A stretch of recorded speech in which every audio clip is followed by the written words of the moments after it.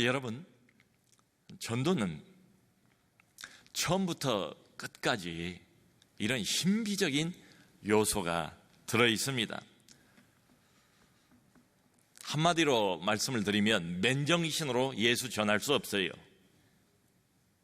아니, 우리 신앙생활도 마찬가지 아닙니까? 맨정신으로 예수 믿을 수 없어요. 성령의 역사가 필수적이라고요. 예수님도 그러셨잖아요. 모든 만반의 준비가 다 갖춰져 있는 것처럼 보이는 이 제자들을 붙잡으셨잖아요. 눌러 앉히셨잖아요. 그리고는 하시는 말씀이 성령의 권능을 받아야 된다. 이렇게 보면 복음 전파는 인간의 영역이 아니에요. 물론 사람이 전하지요. 사람이 전도하러 밖으로 나가지요. 그럼에도 불구하고 사람이 하지만 하나님의 일이다. 특별히 성령 하나님의 도움이 절대적이다. 여러분, 오늘 본문을 읽어봐도 그게 분명히 드러나지 않습니까? 여기 맨 처음에 26절에도 주의 사자가 빌립에게 어디로 가라고 지시를 했대요. 주의 사자니까 천사 아니겠습니까? 이걸 육성으로 들었는지 아니면 영음으로 들었는지 그건 모르겠어요. 근데 분명한 것은 하나님의 뜻이 무엇인가를 구체적으로 빌립이 알 수 있을 정도로 주의 사자가 이야기를 했대요. 또 여기 뒤에 보면 29절에 가봤더니 이번에는 성령이 빌립더러 이르시되, 성령이 구체적으로 또 말씀을 해주셨대요. 그리고 복음을 전했습니다. 할 일을 다 마쳤습니다. 그리고 난 다음에 맨 뒤에 39절을 보니까 주의 영이 빌립을 이끌어간지라. 갑자기 빌립이 사라졌대요. 다른 지역에 나타났대요. 그래서 계속해서 복음을 전하고 다녔대요. 주의 사자가 처음에 지시를 하고 주의 영이 더 구체적인 지시를 하고 나중에는 주의 영이 빌립을 아예 딴 곳으로 옮기우는 이런 일들. 여러분, 모든 우리가 경험하는 전도가 다 이런 식은 아닐 거예요.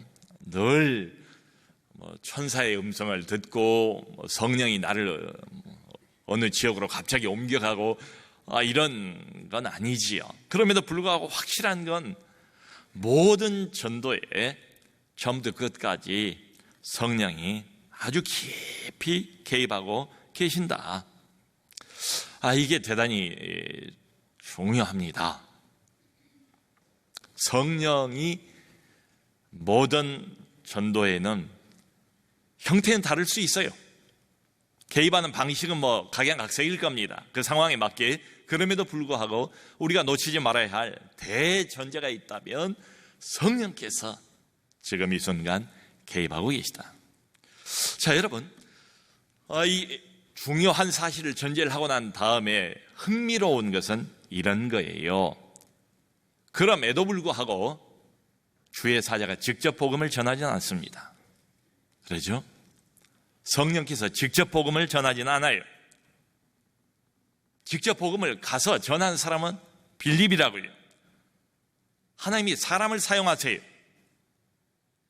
사람이 하나님의 전도의 도구예요. 처음부터 끝까지 말이죠. 하나님께서 사람들을 구원하기를 원하시는데 사람의 입을 통해서, 내 입을 통해서 복음을 전하신다. 이것도 놓치지 말아야 할 중요한 사실이에요. 그러니까 극단적으로 생각을 해보면 이렇게 말할 수 있죠. 그래서 만일 전도에 관한 한 사람인 우리가 움직이지 않으면 어떻게 될까? 하나님도 움직이지 않으신다. 능력이 없어서겠어요? 하나님이 뭘 못하시겠어요? 근데 그럼에도 불구하고요, 구약이나 신약이나 하나님께서 일관되게 해오시는 방식이 있어요. 누구보다도 사람을 구원하기를 간절히 바라시는 게 하나님 마음 아니겠습니까? 근데 하나님께서 사람을 구원하기 위해서 일해오시는 하나님이 정하신 방식이 뭔가 하면 사람을 통해서입니다. 그렇기 때문에 일견 한 사람의 인간에 불과해 보이는 모세에게 하나님이 이렇게 매달려서 여러 번 모세를 설득하고 그래서 결국 모세를 통해서 구원을 이루시는 것처럼 말이지요. 그게 하나님의 방식이, 그 주의 사자가 구체적으로 지시를 했답니다. 예루살렘에서 가사로 내려가는 길까지 가라.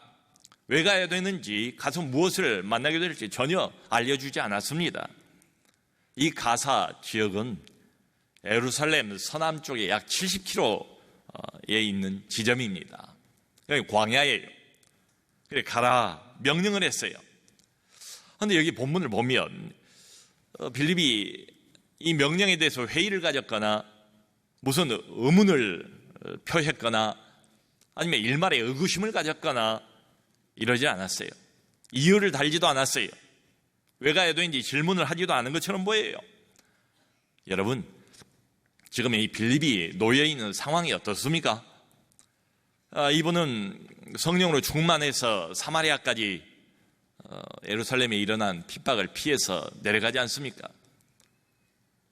사마리아 땅에 최초로 하나님의 복음을 전하지 않습니까? 하나님이 하늘 문을 여시고 성령을 기름 붓듯이 부어주지 않습니까? 그래서 암흑의 땅 어둠의 영혼들에게 복음이 임하지 않습니까? 그야말로 난생 처음으로 하늘의 빛을 맛보지 않습니까? 사람들이, 죽은 영혼들이 하나님 앞에 속속 막 나오지 않습니까? 많은 사람들이 회심을 하고 세례를 받지 않습니까? 그리고 전심으로 빌립을 따라다닐 때 아닙니까? 말하자면 부흥의 클라이막스에 놓여 있어요. 그런데 이 시점에서 지금 빌립이 빠져버리면 이게 뭐가 되겠습니까? 생각을 해보세요. 빌립이 복음을 전했습니다. 빌립이 기적을 행했습니다. 사람은 빌립의 말을 듣고 빌립을 전심으로 따라다니기 시작했습니다. 그러면서 대대적인 집단적 회심이 일어났고 놀라운 부흥이 그 지역에 일어나게 됐어요. 그러니까 이 시점에서 다른 사람은 없어도 괜찮아요. 다른 사람은 몰라도 꼭 빠져서는 안 되는 한 사람, 필요한 사람이 있다면 그건 빌립일 거예요. 그런데 주의 사자가 떠나라 지시를 한 거예요. 여러분 생각을 해보세요. 지금 사마리아 지역이 아직 교회가 제대로 세워진 그런 형편도 아니지 않습니까? 빌립이 갑자기 사라져버리면 빌립을 대신할 만한 영적인 지도자가 준비되어 있는 것도 아니잖아요. 이게 빌립 입장에서는, 아니면 다른 교인들 입장에서는 얼마든지 하나님 앞에 이런 항변을 할 수도 있지 않을까. 하나님, 지금 이 시점에서 아시잖아요. 지금 내가 빠져버리면 이 부흥이 어떻게 되겠습니까? 이 영적인 열기가 금방 사라져버릴지도 모릅니다. 나 아니면 내가 시작한 일, 내가 마무리를 해야 되지 않겠습니까? 주님, 시간적인 여유를 조금만 더 주실 수는 없습니까? 뭐 이런 등등 요청을 해볼 수도 있었을 것 같아요. 빌립이 군소리 없이 갑니다. 전혀 이유를 제기를 하질 않아요. 마치 기다리고나 있었다는 것처럼 음성을 듣고 확인이 되면 바로 행동으로 옮기는 전도자 빌립을 봅니다. 여러분, 전도에 관한 한 이것도 대단히 중요하게 보여요. 하나님이 가라면 가야 돼요. 전후 좌우 사정을 내가 다 몰라요. 하나님은 아세요. 그러니까 하나님이 가라고 말씀하실 때는, 하나님이 저 사람에게 가라고 말씀하실 때는 분명한 이유가 있는 거지요. 그러므로 그럴듯해 보이는 이런 이유 저런 이유, 인간적인 모든 계산들은 다 버려야 됩니다. 그 음성에 순종할 필요가 있다. 성도 여러분, 우린 사람이에요. 사람이라 어쩔 수 없는 것 같아요. 눈에 보이는 것에 집착하기가 쉽잖아요. 눈앞에 예루살렘 교회 부흥이 일어났어요. 믿지 않는 사람들도 그냥 교회 안으로 막 속속 미어질 듯이 들어오지 않았습니까? 우리 눈에는 눈앞에 예루살렘 교회만 보여요. 부흥의 불길이 한참 타오르고 있는 사마리아 그 교회만 보여요. 그 사람들만 보여요. 그런데 우리 하나님은 땅끝까지 보십니다. 그러므로 사랑하는 성도 여러분, 어떤 성령의 음성이 있습니까? 특별한 성령의 감동이 있습니까? 그러면 빌립처럼 뒤돌아올 것 없어요. 계산하지 마세요. 그냥 움직여야 돼요. 그 명령에 지시한 대로 순종해야 맞습니다. 잘못하면 골든타임을 놓쳐버릴 수도 있어요. 광야로 갔어요. 그랬더니 그때서야 비로소 성령께서도 구체적으로 다음 사항을 지시를 해주는 겁니다. 마차 한 대가 가고 있는데요, 그 술에 가까이 가라. 성령의 음성을 듣고 술에 가까이 갔죠. 갔더니 그 술에 안에 이디오피아 내시 한 사람이 앉아 있는 거예요. 그러니까 이 사람은 아프리카 흑인입니다. 그런데 어쩌다가 이디오피아에서 유대 종교를 믿게 됐어요. 그러니까 아마 흩어진 유대인들이 거기까지 가서 구약의 여호와 종교를 전하지 않았겠습니까? 소위 말하는 디아스포라들이 말이지요. 그때 이 사람이 그걸 받아들이고 회심해서 회심한 이방인으로서 유대인이 된 것 같아요. 근데 이 네시가 보통 사람이 아니에요. 이디오피아 여왕 간다게이의 모든 국고 재정을 담당하는, 우리로 치면 재정부 장관이에요. 재무장관. 예나 지금이나 돈을 만진 사람이 실세 아닙니까? 그러므로 큰 권세가 있는 사람이에요. 유대인이 됐어요. 그러니까 유대인들은 명절이 되면은 예루살렘에 와서 성전에 자기의 몸을 드러내 보이고 예배를 해야 되잖아요. 그래서 예배를 드리고 다시 귀국길에 올라서 이디오피아로 가고 있는 중이었습니다. 권세가 있는 내시니까 상당히 많은 일행들을 거느리고 오지 않았을까, 이런 짐작을 해봐요. 근데 중요한 것은요, 이 내시가 마차에 앉아서 뭘 하고 있었는가 하면은 성경을 읽고 있었대요. 또 이사야 선지자의 글을 읽고 있었대요. 당시의 유대인들은 습관이 그렇습니다. 성경을 읽을 때 그냥 속으로 안 읽어요. 늘 소리를 내서 읽는 게 보통 유대인들 습관이었어요. 이 내시도 소리를 내서 이사야 53장을 읽고 있는 것을 빌립이 들은 거예요. 짐작을 했겠죠. 이것 때문에 보내셨구나. 그리고 즉시로 이렇게 물어봅니다. 그 내시에게 당신이 읽는 것을 깨닫느뇨? 지금 구약성경 이사야 53장을 읽고 있는데 그 읽고 있는 그 말씀의 의미가 뭔가를 이해하고 있는가? 하나님이 주신 그 말씀의 의미가 제대로 깨달아지는 채로 지금 읽고 있는가? 이걸 물어본 거예요. 그랬더니 즉시 답변이 돌아왔습니다. 말하기를, 지도해주는 사람이 없으니 어찌 깨닫겠는가? 이 사람은 마침 해석자가 필요한 거예요. 여러분, 영적인 진리에 한참 목말라 하고 있는 이 사람에게 하나님께서 먼저 하신 일은 뭔가 하면 성경의 해석자로서 빌립을 붙여주신 겁니다. 그러니까 이 사람은 구약 성경을 가지고 있는 사람이었어요. 구약을 통해서 진리의 불빛을 보았습니다. 그런데 이 불빛이 명확하지가 않아요. 분명하게 보이질 않아요. 아직까지는. 그래서 희미하게 보는 거예요. 그러니까 왜 그러잖아요. 우리가 영적인 진리가 꿀과 같다 말을 하는데 알면 알수록 더 갈급한 심령이 생기지 않습니까? 더 깊이 알고 싶고 더 풍성히 알고 싶고, 지금 내시가 그런 상황이었습니다. 영적인 진리에 목말라 하고 있는 이 한 사람에게 하나님께서 빌립을 보내셨습니다. 자, 여러분 생각해 보세요. 자, 얼마나 기가 막힌 하나님의 연출입니까? 하나님의 준비하심입니까? 복음을 들어야 할 사람이 준비되어 있죠. 복음을 전할 사람이 지금 준비되어 있죠. 그리고 사람들이 별로 없는 한적한 광야에서 이 사람을 만나지 않습니까? 이 내시가 금방 빌립을 청해서 올라오라고, 자기 옆자리에 앉으라고 옆에 앉힌 겁니다. 광야길을 가면서 충분한 시간을 가지고 복음에 대한 개인 레슨을 하기에 이보다 더 최적의 상황이 있을까요? 이 모든 것을 우리 하나님께서 준비해 놓으셨다. 여러분, 우리는 이걸 잊지 말아야 됩니다. 나 혼자 나가는 게 아니에요. 내가 먼저 나가서 차 뛰고 포 뛰고 혼자 다 하는 게 아니라고요. 하나님이 미리 모든 필요한 상황들을 다 준비하고 계시다. 우리도 그런 경험이 있지 않습니까? 하나님께서 만나게 하시는 사람, 의외의 인물 말이에요. 전혀 이 사람 이때 여기서 만날 생각 못했어요. 근데 아주 오랜만에 불신 동창을 만났어요. 네로라 하던 사람이었는데 떵떵거리면서 아주 세상을 즐기면서 사는 친구로 알고 있었는데 만나서 들어보니까 가정에 큰 위기가 있어요.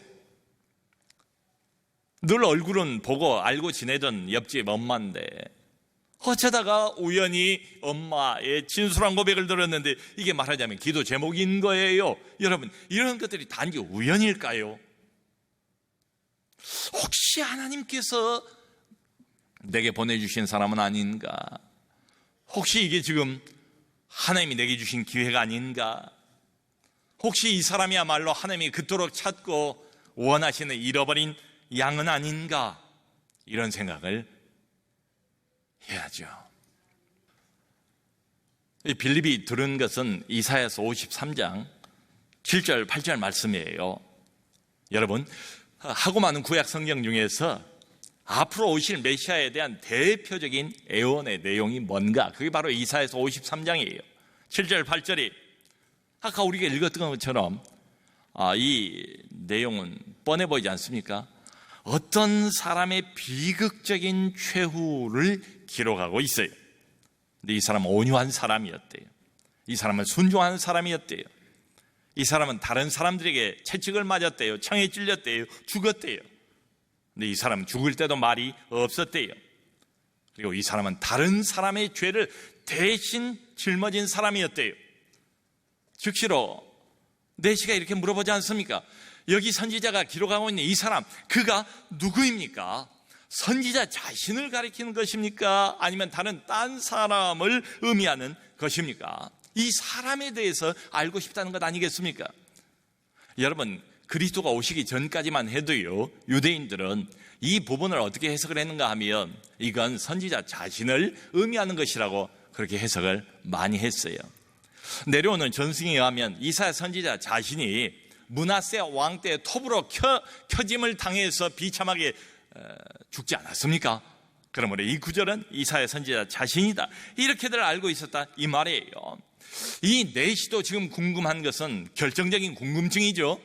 바로 지금 구원 앞까지 다가온 사람 아니겠습니까? 도대체 여기 기록된 이 사람에 대해서 알고 싶다는 거예요. 율법에 대해서 물어본 게 아니에요. 종교적인 어떤 규율에 대해서 지금 알고 싶은 게 아니고요. 이미 마음이 준비된 사람 아니겠습니까?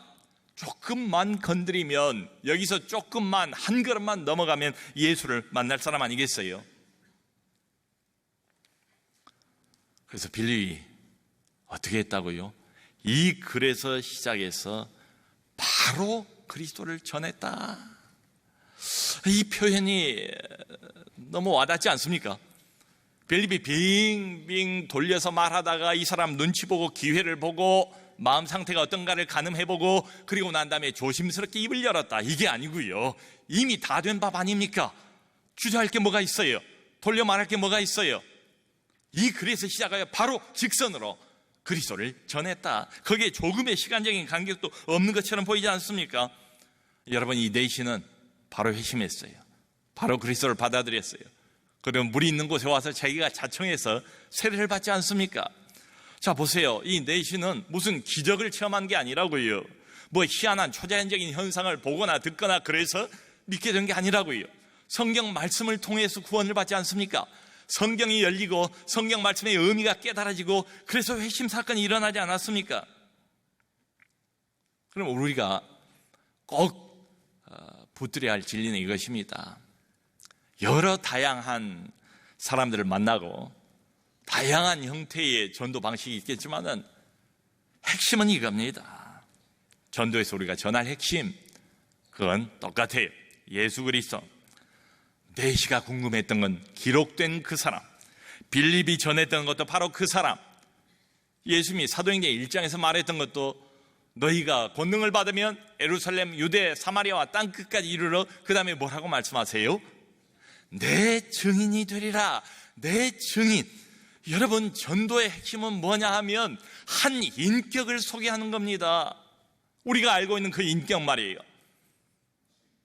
나를 대신해서 십자가 위에 죽어주신 그 인격 말이, 하나님의 아들 되시는 그 인격 말이, 온 세상의 유일한 등불 되시는 그 인격 말이, 인생이 그렇게 허무하고 그렇게 의미 없고 그래서 한없는 방랑만을 계속해 왔는데 그 인생의 정점에서 인생의 중심을 붙잡아 주신 그 인격, 살아있는 그 한 인격을, 나라는 인격을 통해서 불신 인격에게 전달하는 게 바로 이게 전도입니다. 그걸 돌려 말할 필요가 없다. 여러분, 직접 말하세요. 그러니까 우리 교회 너무 좋아요, 와보세요. 우리 목사님 이래서 좋고 저래서 좋고, 우리 교회 시설도 좋고, 우리 교회 뭐 이래서 좋고 저래서 좋고, 그런 자랑도 필요하겠죠. 그런 선전도 필요하겠죠. 그런데 그거 하다가 이거 놓쳐버리면 안 되지 않나. 21세기 개명천지에 예수 이야기를 하면 이거 좀 이렇게 구닥다리 뭔가 덜 떨어진 사람처럼 보일까 봐서 두려워서 빙빙 겉에서만 이렇게 돌다가 멈춰버리면 얼마나 아깝습니까? 주신 이 기회가. 여러분, 두려워하지 마세요. 성령님께 의지하세요. 성령님께 마음의 파장을 맞추세요. 그리고는 전하세요. 입을 여세요. 그리스도를 말하세요. 그리스도가 내게 무슨 일을 벌렸는가를 말하시라고요. 나머지는 성령의 소관입니다. 보세요. 다 하나님이 준비해 주셨어요. 아무리 전도 전략을 짜도 이런 기가 막힌 상황을 우리가 만들어낼 수 있습니까? 이런 절묘한 타이밍을 만들어낼 수 있습니까? 상황도, 전도 대상자도, 복음을 전할 사람도 다 하나님이 준비해 놓으시지 않았습니까? 우리는 몰라요. 누구를 만날지, 언제 만날지, 어떻게 만날지 몰라요. 근데 확실한 거 하나는 이것입니다. 하나님께서는 지금도 우리를 도구로 쓰시기를 원하신다. 우리가 움직이지 않으면 하나님도 움직이지 않으신다. 아이, 목사님, 나는 도구 되기는 부족해요. 예수 믿은 지 얼마 안 된 거리요. 직분자도 아닌 거리요. 무슨 전도 프로그램을 내가 졸업한 적도 없는 거리요. 물론 그런 상황들을 이해는 할 수 있습니다만은, 여러분, 성경 어딜 봐도 그런 것들이 전도에 관한 필수 조건이라고 나와 있는 대목은 없는 것 같아요. 여러분, 우리가 하나님의 도구, 하나님의 입이 되기 위한 딱 필요한 조건은 하나밖에 안 보여요. 제 눈에는 그렇게 보여요. 빌립은 집사님이었습니다. 집사여야만 복음을 전한다, 이런 말이 아니에요. 초신자도 복음을 전할 수 있어요. 세례받기 이전에도 복음을 전하는 경우도 여러 번 봤어요. 오히려 그런 사람들의 영혼이 더 팔팔하게 살아있지 않습니까? 복음을 전하는 도구가 되는 조건 딱 하나밖에 없어요. 빌립은 집사지만 보통 집사 아니에요. 그냥 집사 아니에요. 성령으로 충만한 집사. 그러므로 성령에 민감하기만 하면 영혼이 보입니다. 영혼의 아우성 소리가 들립니다. 이게 중요해요. 우리가 겉으로만 보면 이 시대야말로 복음이 안 통하는 시대다. 너도 나도 다 하나님에게 등 돌리고 막 가는 시대, 그야말로 신사사기 시대, 이 시대 아닌가. 복음과 가장 멀어져 있는 것처럼 보이는 이 시대인데, 그 영혼의 내면을 실제로 들어가 보면 가장 복음을 갈망하면서 울부짖고 있는 시대가 아닌가. 이건 아닌데, 이건 아니어야 되는데, 누가 나를 이 떠밀려가는 흑암의 어둠 속에서 건져낼 사람은 없습니까? 영혼이 아우성을 치고 있는 그런 시대, 세상에 더럽고 혼탁한 물을 계속 마시면서도 이건 아닌데, 다른 물이 필요한데 생수의 강을 간절히 원하고 있는 시대가 아닐까. 사랑하는 성도 여러분, 하나님의 마음을 가지고 성령에게 파장을 맞추어서 내 주변을 한번 돌아보시지 않겠습니까? 그저 내가 우연으로 생각했던 어떤 한 사람, 내가 오늘도 어제도 계속해서 만나고 있는 사람, 한 번도 이런 관점에서 바라본 적이 없는 사람, 그런데 혹시 말이죠 하나님이 내게 보내주신 사람은 아닐까? 이 사람도 잃어버린 영혼은 아닐까? 하나님이 나를 이 사람에게 붙여주신 것은 아닐까? 한 가지만 분명하면 됩니다. 다른 거 다 거두절미하고 다 내려놓고요, 처음부터 끝까지 성령의 적극적인 개입이 있을 수밖에 없는데요,